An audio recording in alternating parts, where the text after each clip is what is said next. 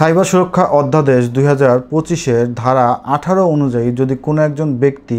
অন্যের কম্পিউটারে বা অন্যের কোনো ডিজিটাল ডিভাইসে অথবা মোবাইলে বেআইনিভাবে প্রবেশ করে, তবে সেটি একটি শাস্তিযোগ্য অপরাধ হিসেবে বিবেচিত হবে। যদি কোনো একজন ব্যক্তি অন্যের কম্পিউটারে বা ডিজিটাল ডিভাইসে বা মোবাইল ফোনে শুধুমাত্র প্রবেশ করে, সেক্ষেত্রে ওই ব্যক্তির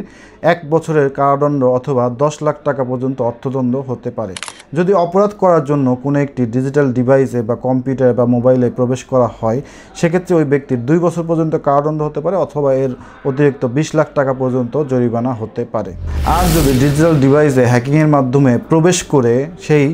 ডিজিটাল ডিভাইসের বা মোবাইল বা কম্পিউটার সিস্টেমে কোনো একটি ডাটা ডিলিট করে দেওয়া হয় বা মুছে ফেলা হয়, সেক্ষেত্রে ওই ব্যক্তির 5 বছর পর্যন্ত কারাদণ্ড অথবা 50 লক্ষ টাকা অর্থদণ্ড অথবা তিনি উভয় দণ্ডেও দণ্ডিত হতে পারেন। মনে রাখবেন যে অন্যের ডিভাইসে অনুমতিবিহীন প্রবেশ অর্থাৎ হ্যাকিংয়ের মাধ্যমে যদি কোনো একজন ব্যক্তির কম্পিউটার ডিভাইসে বা মোবাইল ডিভাইসে প্রবেশ করা হয়, সেক্ষেত্রে সেটি একটি শাস্তিযোগ্য অপরাধ।